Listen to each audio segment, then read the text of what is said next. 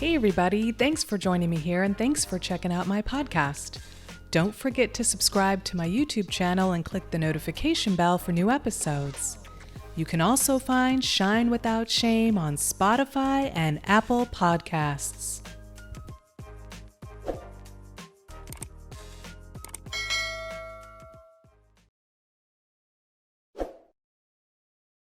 Today, my guest is Carl Murrell. Carl began working at the U.S. UN office as an assistant in 1991 and became the principal UN representative in 2008. He works with non-governmental organizations on a number of issues, including the advancement of women, sustainable development, human rights, interfaith, and civil society participation. Previously, Carl worked in the private sector in computer software development and securities investments. His undergraduate studies were in psychology and philosophy. Carl, my longtime friend. I know, it's good to be here. Thank you. Thanks. Thank you for joining me. I did think of you because this topic of shame is, to me, it's such a universal experience. Yeah. And because of your work globally and interacting with so many different people and organizations, I don't know, I thought we could talk about maybe what you've observed in your work or especially in the work of helping people and communities and countries and nations evolve, rise above challenges, work through barriers. I just thought we might explore what you've witnessed about shame or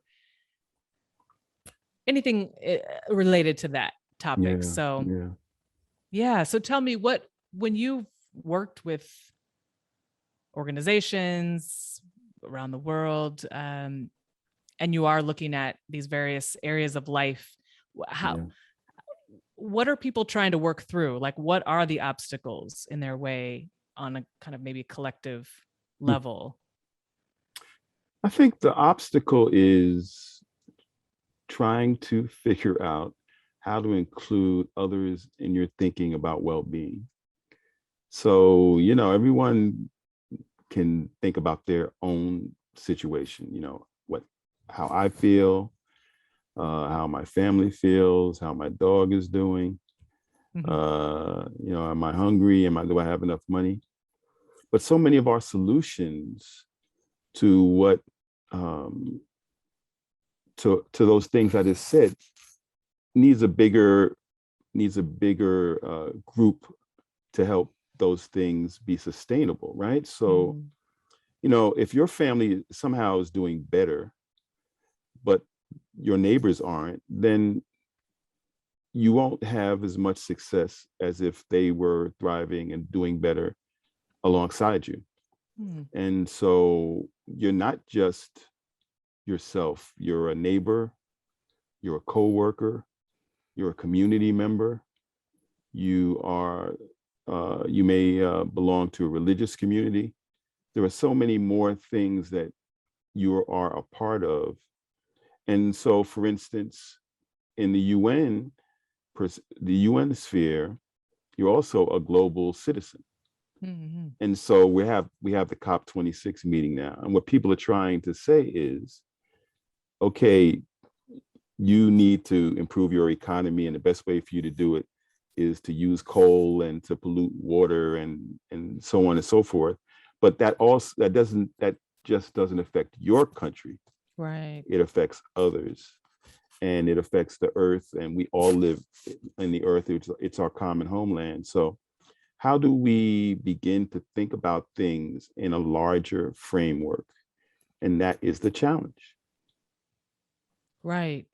So you're meeting with heads of organizations or leadership in different parts of the world.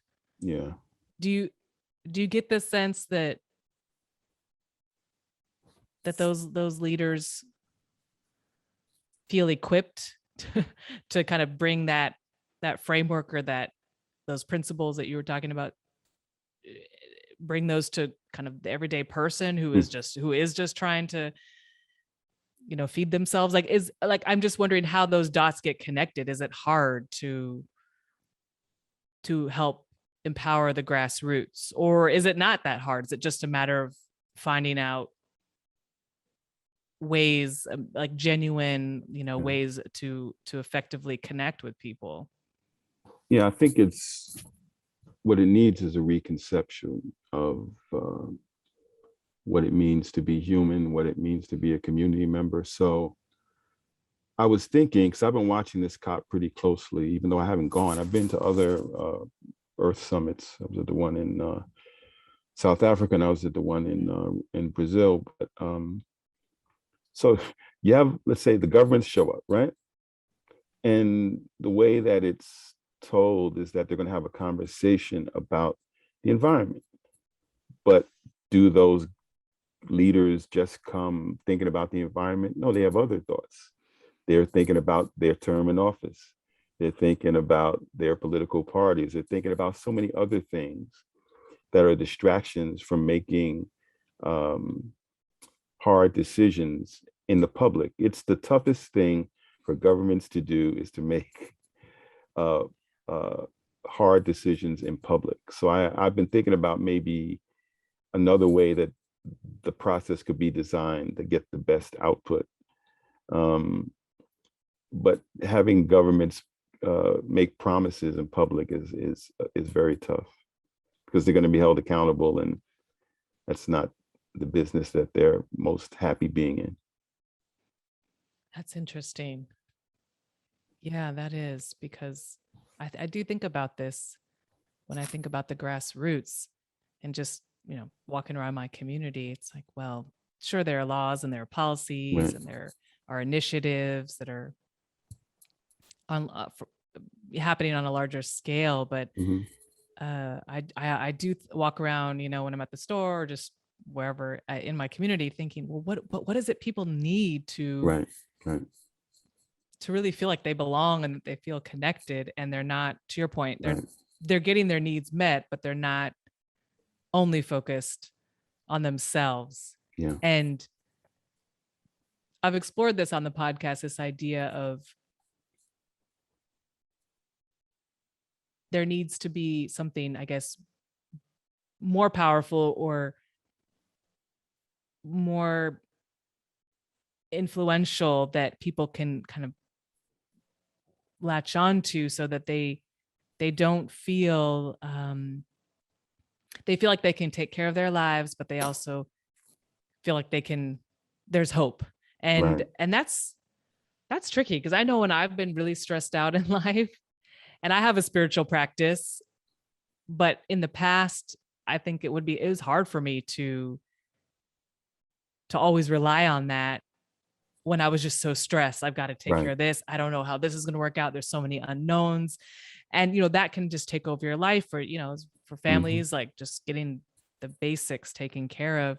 And for me, and even for those who have money, I mean, I think that I've explored this idea of kind of survival mode. We all, I feel like collectively are kind of in a survival mode process. Even the wealthy people, even the people that have Right. loads of money, because survival is about holding on to what you have. Yes. So when you have even like millions and billions of dollars, you still want to lock onto that. So there is kind of this like survival mentality. And so I find that interesting. Like, wow, what is it people need so that they can take care of themselves, not feel badly about their lives if they don't have millions of dollars or loads of money, but Right. what do they need to, to feel hopeful and to kind of tap into that nobility? It's not easy. No. I have met with heads of government who, before they were heads of government, they were in the opposition party. Oh. And when I talk to them, they rap, they go on in poetic tones with great heartfelt feelings about their time in the opposition party. They don't say much about governing. Oh. Governing is hard. It's easy for you and I to go and join a protest and have a placard up and say that this is wrong and this needs to be changed. That's the easy part. The hard part is to become empowered to make that change, and then find out all of the things you have to pull together, all of the different opinions, all of the machinery that is in your way to make something seemingly simple happen.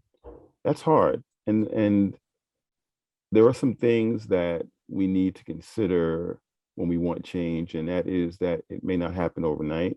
Mm. That we have to work together with everyone, the people that think like us and the people that don't. And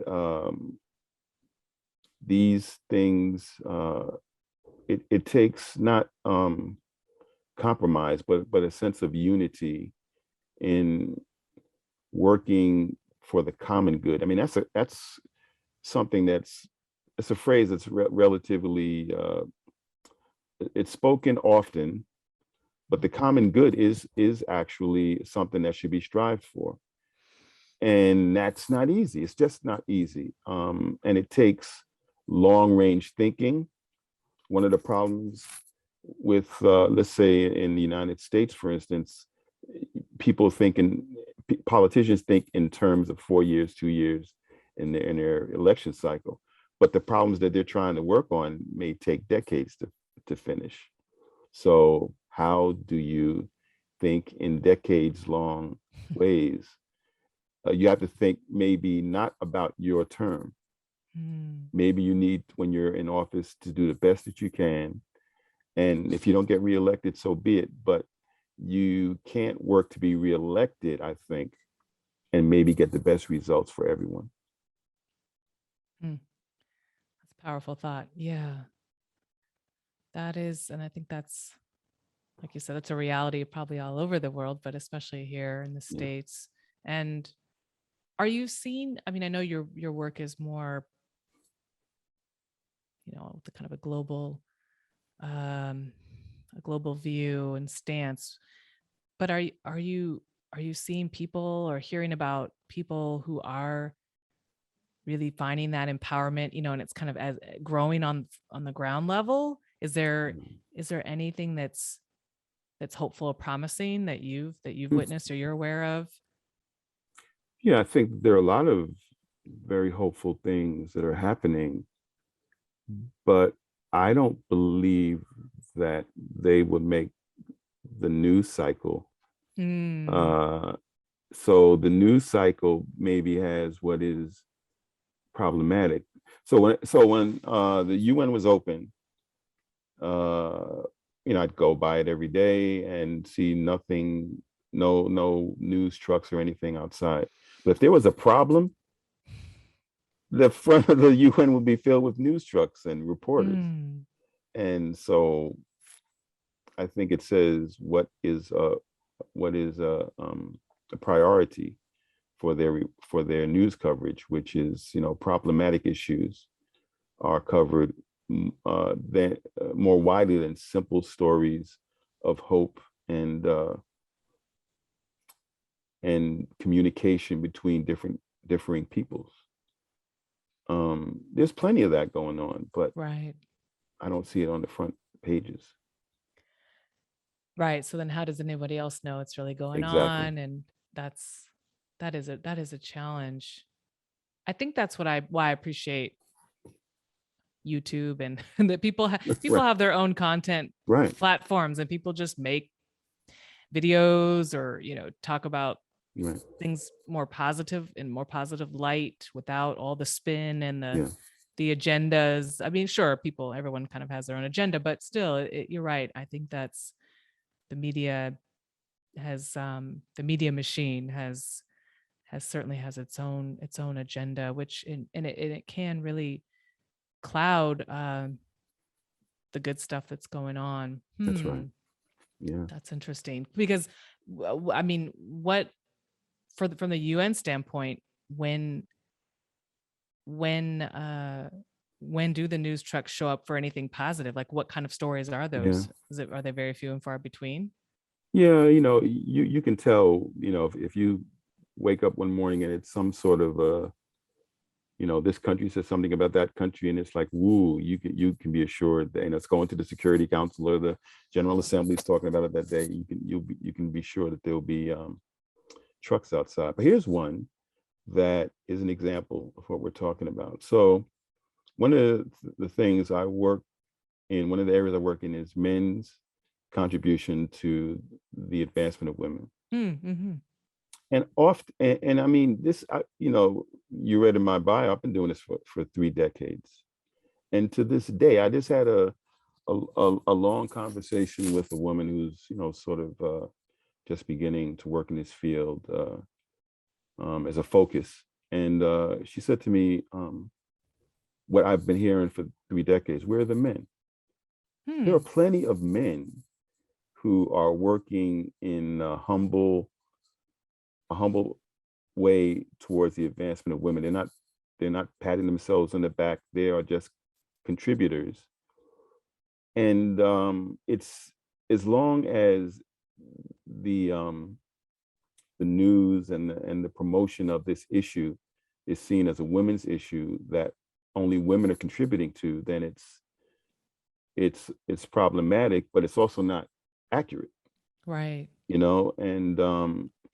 And it's going to be a challenge for certain spaces where women are doing such great work to allow men to accompany them, to give men permission to accompany them. There are spaces like that, but then I've been in spaces where, let's say, men's contributions is not as welcome as you would think, because that's been shared with me. I'm not. Is it because the perception that women have about where men are at in the process or in the struggle?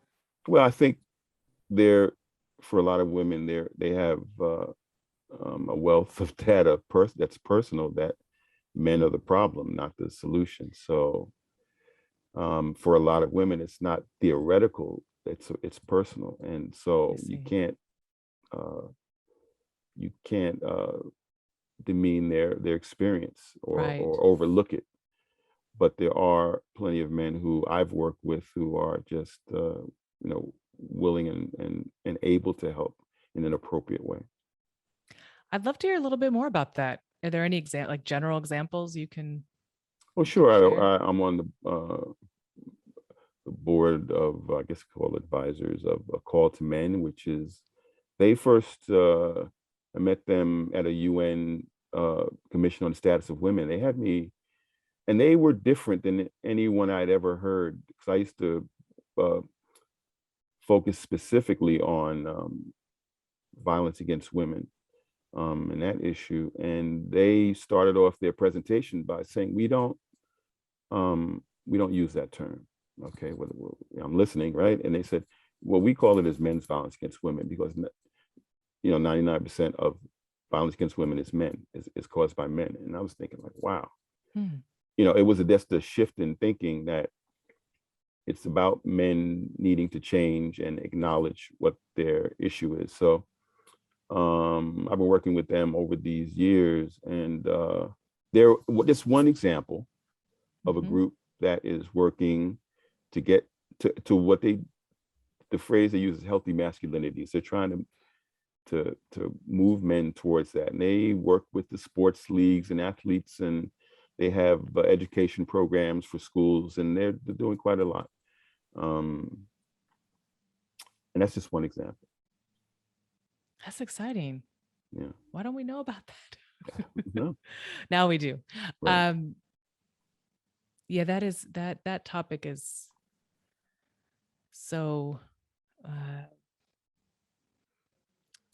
heavy, and not just heavy in a negative way, but it's like, whew, because we're all kind of shouldering it. We're all part of the process in some way, shape, or form. So there's so much to think about, to consider. Yeah. There are certain issues that we talk about that for people, they're not theoretical. So for some people, when you talk about race, it is not something that they've heard about. It's something that they've experienced. So their reaction to it is maybe something that they have to monitor if they're going to be able to go forward.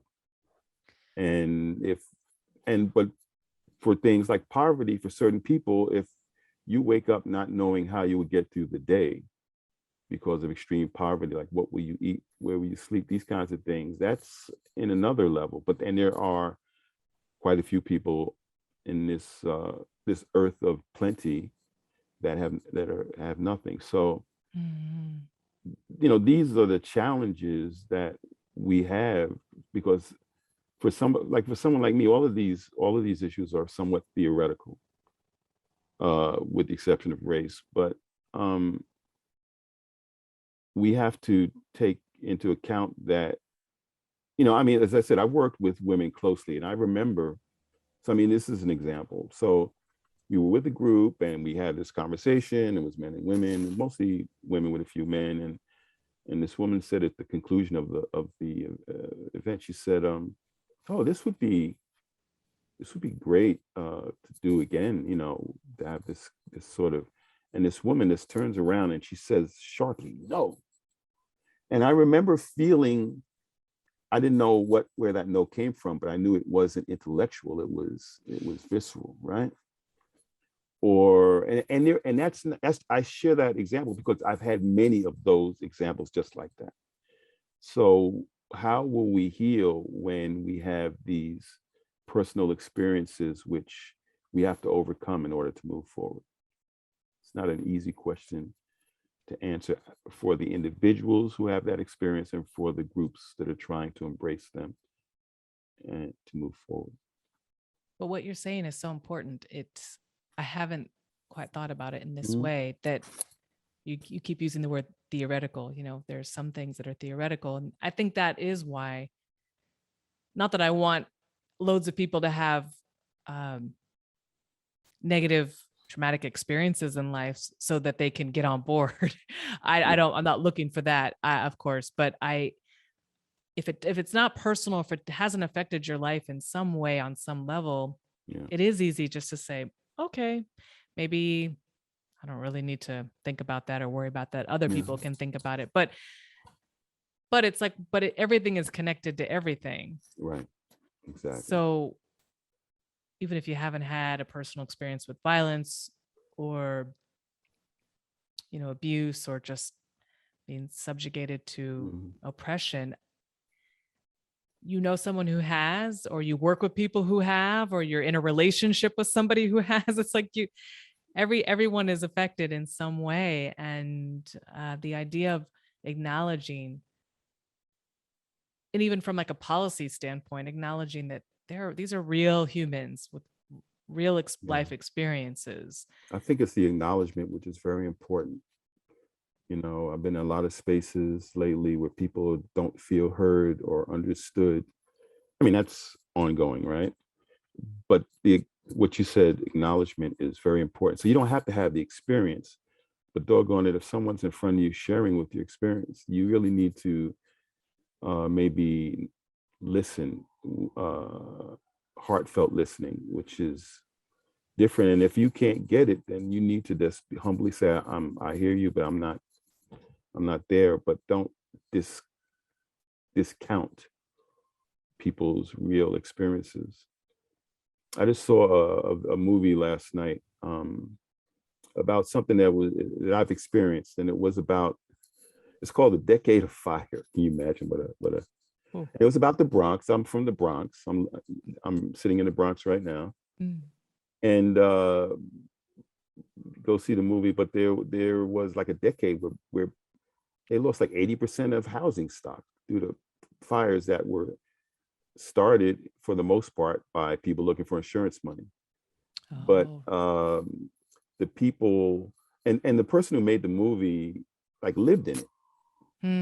See, I was in the Bronx, but I wasn't living in one of those neighborhoods. Right. But I understand her experience, but my goodness. And so that was one of the things about the movie. Like, she was interviewing people who stuck it out, and she was saying, wow, how did you find it in you to stay? And then the people explain what was inside them that caused them to see the destruction and then the rebuilding. We do have it in us to rebuild, to heal, to, there's a lot of talk in a lot of spaces. You and I were talking about this before we began, about healing and healing spaces. And Mm-hmm. they're very important spaces, but we have to create them. That's right. That's right. Because I really don't know how. I mean, that is part of evolution on all different kinds of levels: Yeah. physical, spiritual, social. Part of that process is, yeah, healing, so that otherwise you don't move forward really. And I think that people are. I've been a part of a number of healing spaces that just sort of organically pop up based on Right. need. Right. Because honestly, Carl, you really can't wait for anybody, any elected official, any community, whoever, even leaders. I mean, even good, well-meaning leaders, you can't wait for people in authority to create what you need to create the space, create, opportunities for healing. And I'm not saying that because I think all people have negative intentions. That's not it. But it's everybody has things they're trying to accomplish. And like you said, sometimes if you're a part of the political system, you've got that you're focusing on, reelection or whatever. Even if you're not a part of that system, there's just a lot of demands and only so much time and energy. I do hear you though. I think that people on the grassroots, on the ground level, do have to find their own ways. It doesn't have to be anything formal. You don't have to you don't have to create an organization. You don't have to. Yeah. Just get what you need, get the tools, get the help, get the resources you need to heal. And that's where I started this podcast a year ago, when looking at shame. And I was talking to a friend who has a degree in psychology as well, and uh, has worked with a lot of people. And it's really hard to find support, but in whatever way, shape, or form you can find it, I just want to encourage people to do that. It doesn't have to be spending loads of money, to see a therapist. If you can afford that, great. Or if you can get access in other ways, great. But definitely the healing part is critical. Mm-hmm. And everybody wins when everybody heals. Yeah. Yeah. Everybody wins, but it is about that support. Yeah. But I think for me personally, I've just been exploring this idea of like, don't make it complicated. Don't Right. worry about, is this legitimate? I mean, legitimate in like, is this the right way? Is this the best way? Just find the tools. And Yeah. I think when you start to find resources, start to find tools, then you do, in my experience, kind of you start attracting more and more, Mm-hmm. more and more opportunities for Mm-hmm. yeah, for resources Yeah. and support. But kind of taking it from where you started, this high level international stage of exploring universal topics that affect nearly everybody on the Right. planet, that those dots, or that connection from that level of policy making and governance down to the everyday person who's just walking around Mm-hmm. trying to live life to the best of their ability. I don't know how those dots get connected. I think maybe our species will evolve so that we can connect all those dots beautifully. Yeah. We're just not there. We're not anywhere close to being, in my Yeah. opinion, there. So I think people just can't wait anymore. Yeah. Um, In mm, this movie, I was telling you about, you just shared in your analysis what happened in the movie. So you have all these buildings burnt down, 80% of the stock's gone, and then pretty much everything that could be burnt was burnt. wow. And the people who were left, you know what they said? You said the solution. They said, doggone it. Let's go get some wood and put it on the floors and get some windows. They weren't Mm, carpenters or builders or anything. And few people started. They yeah. didn't have an organization. And then a couple of other people saw them and they said, what are you doing? They said, we're going to fix that building. And then they said, I want to help. Mm, And it kept growing, right? So, if it was the three people who started, then it would never work. You have to have, when you start these things, you have to have sort of the will and the drive, but you have to have an expanding nucleus, because if you don't, then you'll burn out, right? And it won't Right. grow. The process has to grow. To make a long story short, by uh, they started to have more resourced people who came to help.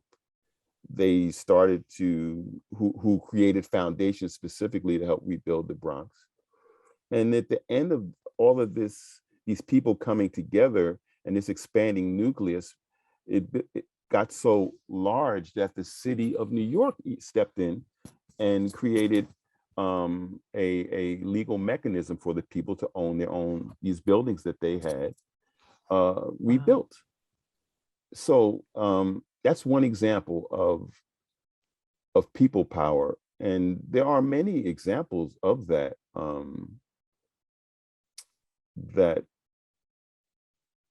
happen around the world. The UN is I used to be called the misery index. I don't hear people say that anymore, The but misery index. every problem that exists in the world, the UN has data on it. They know where it exists, they know how to fix it, but obviously it's up to governments and countries to come together and do it. But the stories are endless of individuals who step up and just stand in the way of things. There's a young woman that I work with, and her thing was coming from, I believe, Pakistan.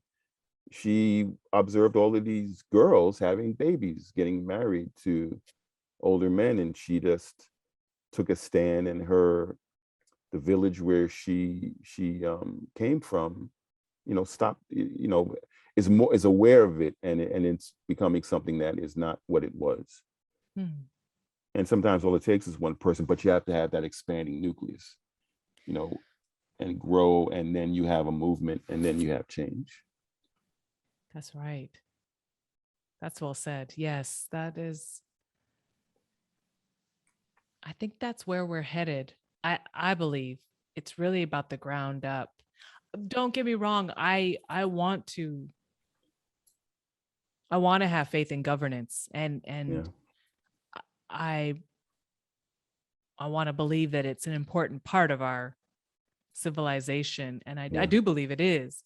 I just think the current iteration is troubled. So absolutely. I do believe there are some principles that need to be the operating and guiding principles in governance in order for us to really function at such a high capacity that where we really are thriving on every level, in every arena of life and every strata of society.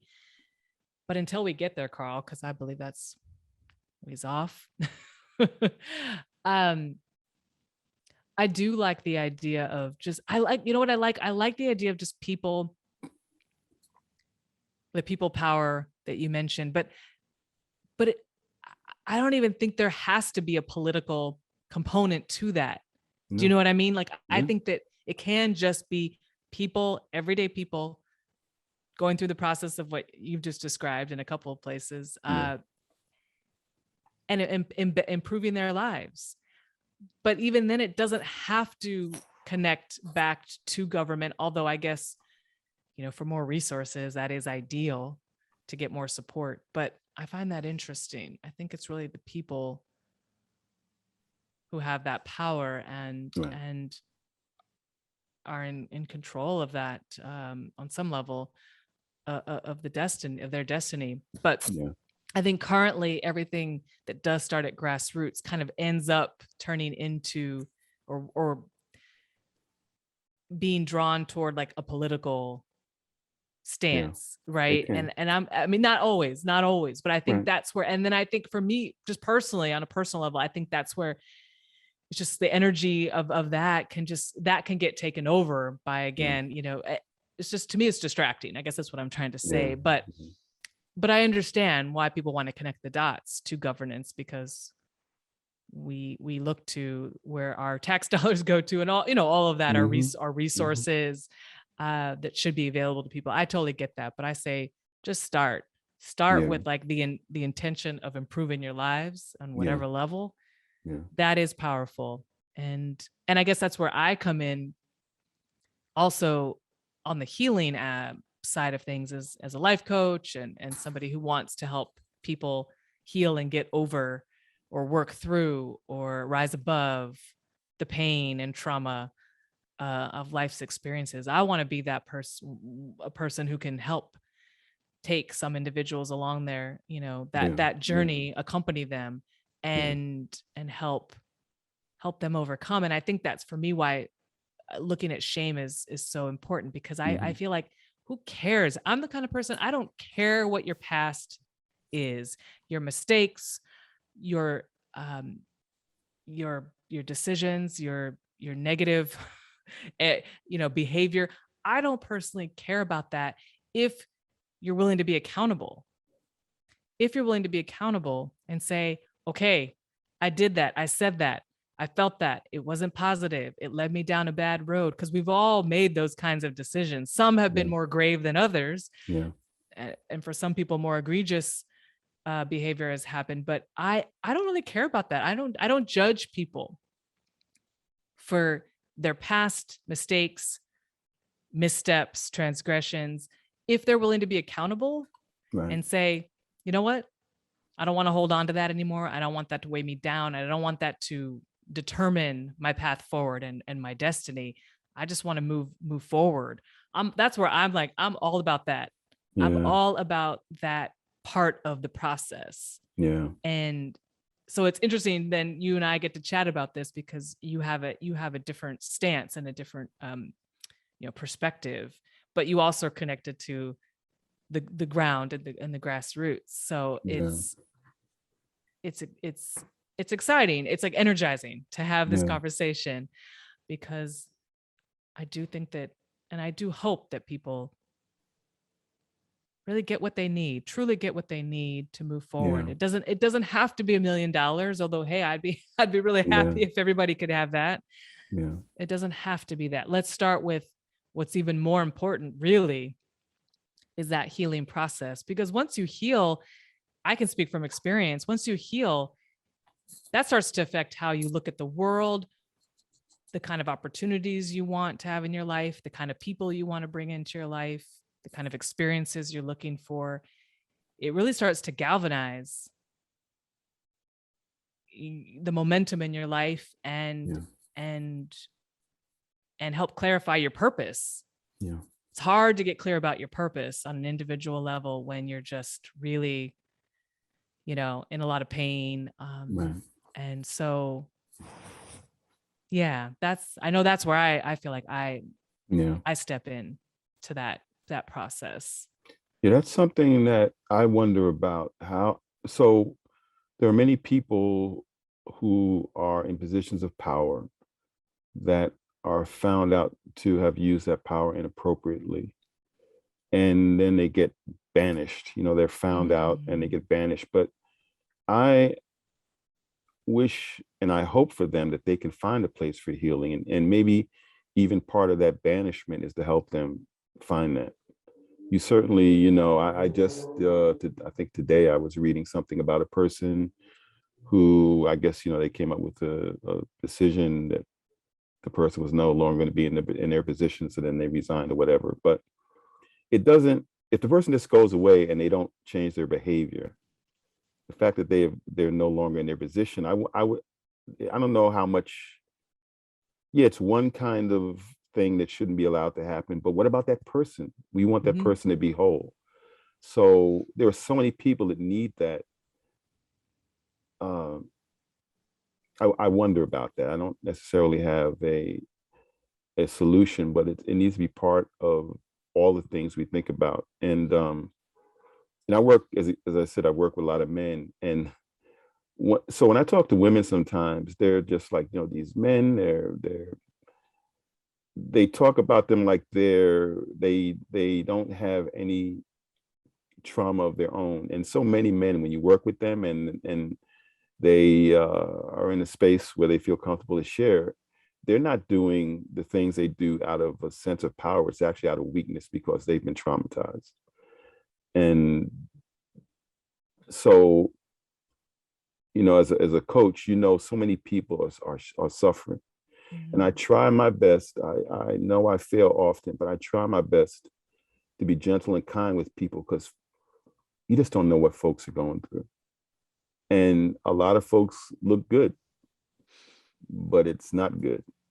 Right. And so these problems that we talk about, we have to forget, we can't forget that they're human beings, right? And so I asked, and so this other thing you mentioned about governance, and you mentioned governance and you talked about money. If money solved, in my lifetime, if money solved problems, there would be no problem. There would not be one problem if money solved problems. Mm. And when people do things from the grassroots and they're doing it with their heart and love, right? So I used to host something at the UN. It was a meeting with, heads of organizations and ambassadors. It was off the record. And so they could share, what they really thought. And I asked one gentleman, I said, if love is this transformative power that people talk about, but it's never talked about in the political realm, then aren't you missing something? And he said his response was, well, how would you legislate that? You can't bring that in. But that's the thing that transforms people. And I've never seen, and you can't put a price on that. Mm-mm. So one of the things that concerns me is when I hear that, oh, we want better schools and we just passed an 18 billion trillion octillion thing, and then 10 years later schools haven't changed. So what are we missing? It's Mhm. obviously not money. And I don't, so it's something for the political realm to consider. And Right. I don't, how will it get to that point? I don't know. Last thing, the queen at COP, she said, uh, yes, thank you for coming, political leaders, to uh, consider this climate emergency. She said, my family's been at it for a long time. So she talked about the long vision. But she said, sometimes you have to think beyond your political specificity and think like a statesman. And that means you're thinking about more than just that's my interpretation of what you said, that you're thinking about more than just yourself. That's what statesmanship is. I thought it was an interesting request. And Mhm. so in the current realm of call out culture, where I heard a person say once that decorum is overrated, and being nice to people, maybe you have to, in order to get your point across, you have to let the chips fall where they may. Mm. um I wonder if that's the best solution, even though what you may be calling out may be true. And but what will the result be? That's the right question, I think.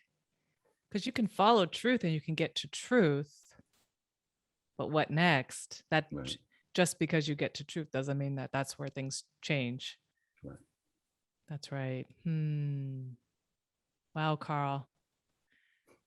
That was interesting. I like how we went from the top, big picture, Right. down to the individual.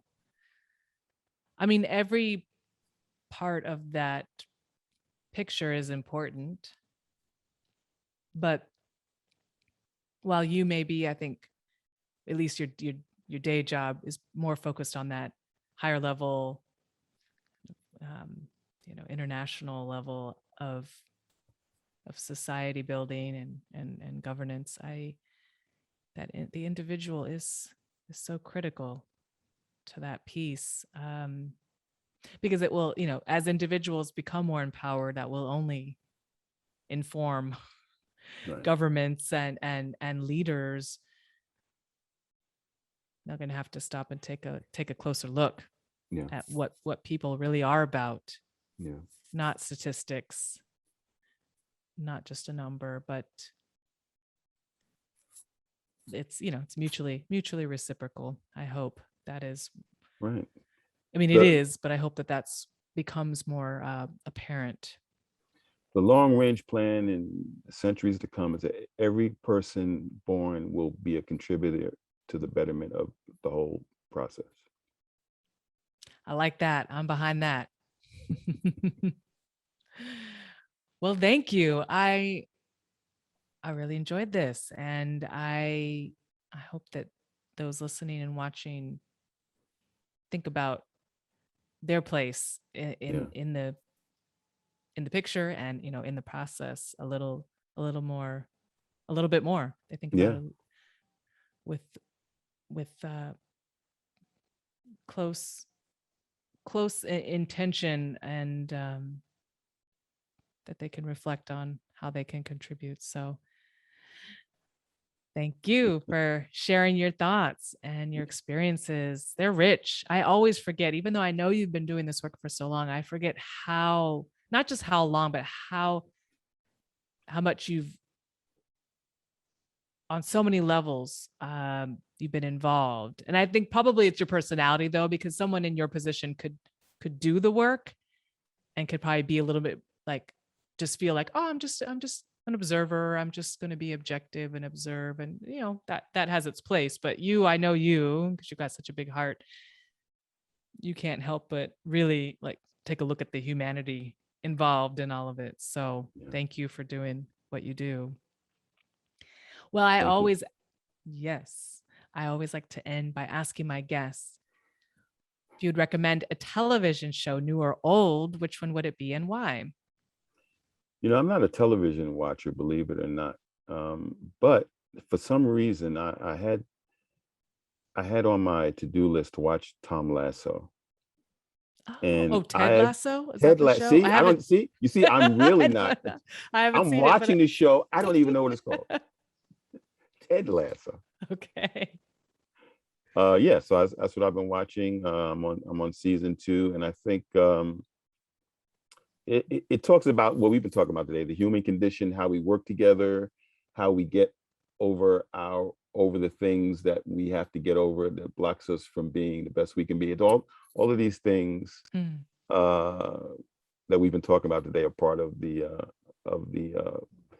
show, and it's a comedy, so it attempts to get you through it all in a lighthearted manner. I've been hearing a lot about it. I know about it. I have not Yeah, watched it. So yeah. I'll put it on my list, Hmm. because everybody who talks about it, I have no clue what it's about. They talk about Right. the general idea, the themes, Hmm. but I have no Hmm. idea what it's about, Yeah, the storyline. So but everybody talks about it like it's really like it's thought provoking, or yeah, it's really just getting them to, yeah, think yeah. about some aspect of their lives. So Hmm. cool. Well, thank you, Carl. I really appreciate you taking You're time. welcome.